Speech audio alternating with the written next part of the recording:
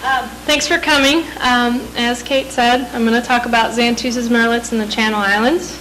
And this is a picture of a Xantus' murrelet in its nesting crevice. For this talk, I'm going to talk about a lot of things. I'm going to talk about the life history and breeding biology of the species. It's got a really fascinating breeding biology. Then I'll talk about the status and distribution of the species. Then I'll discuss my research that I conducted through Humboldt State University for a few years. Then I'll discuss the threats facing the species and some of the good news, some of the recovery and restoration projects that have benefited the species. Xantus' murrelets nest only on islands, and they nest in rock crevices, which this is a picture of a murrelet in a crevice. Typical crevice. They also nest in cliffs, along the cliffs, in sea caves, and under bushes and vegetation. They don't construct a nest like you would imagine a lot of birds do. They just lay their eggs directly on the rock. Each pair will lay 2 eggs, which is incubated for about 34 days.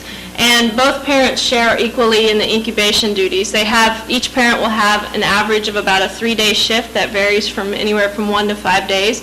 But basically, one parent will stay on the nest for 1 to 5 days, consecutive days, and then it'll be relieved by the partner, and then that bird can go out to sea to forage.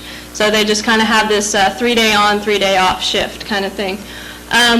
They also have what we call egg neglect. That doesn't mean that they're bad parents. It's just part of their breeding biology. And this happens where the female will come to the nest and lay the first egg, and then she'll go out to sea to forage while she forms the second egg, and then she'll come back after about 8 days and she'll lay the second egg.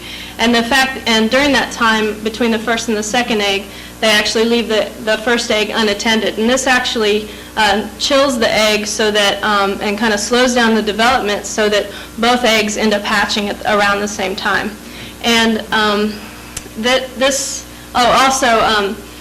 periodically, one parent will leave the nest before the other returns. So every now and then, sometimes the eggs are left unattended throughout the incubation period. But this pattern of egg neglect can leave their eggs vulnerable to predation.